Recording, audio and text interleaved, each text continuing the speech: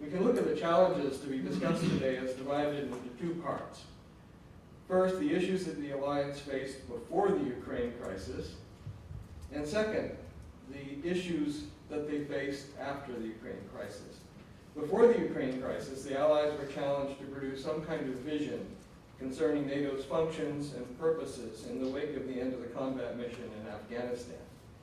They faced questions about future enlargement, European-based missile defense, force improvements and modernization, cyber defense, NATO's crisis management role and capabilities, the NATO-EU relationship, and the ever-present burden-sharing question, just to name a few.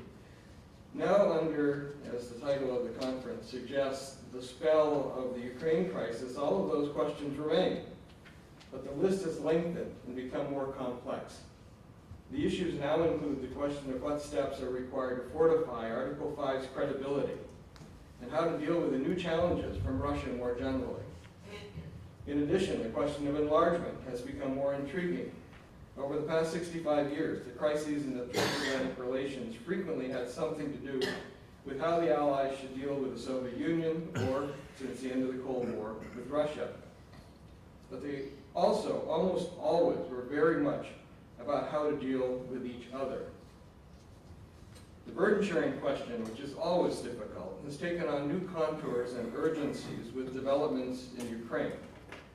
The ongoing discussion in the European Union, in NATO, and in Western capitals about how to understand and what to do about Russian aggression against Ukraine has revealed some clear fault lines. Some of those fault lines run through the Atlantic, but even more dramatic ones have opened up between those NATO and EU members who live in Russia's immediate neighborhood and those who do not. On dealing with Russia in the United States, I see two schools of thought in the debate that we're having. There are observers who see the West's treatment of post-Cold War Russia as having neglected Russia's historical, and they would say legitimate, security concerns. They tend to believe that the United States and its allies should accept Russia's seizure of the Crimea and in some formal way commit to never inviting Ukraine to join NATO, creating a buffer zone between NATO and Russia. These observers, one could say, are our Ruslan Verstehers. On the other hand, there are those who think that enlarging NATO was a reasonable and even necessary protection against future reassertion of Russian dominance.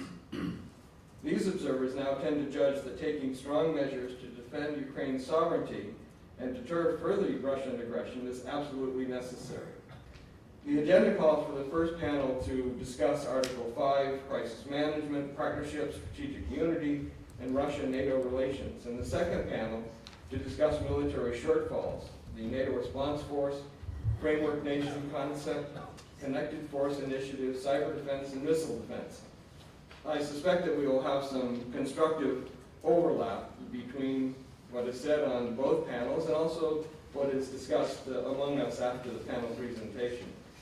The basic guidance for the panelists is that they will each take no more than 15 minutes for their presentation, and then we'll open the floor for discussion.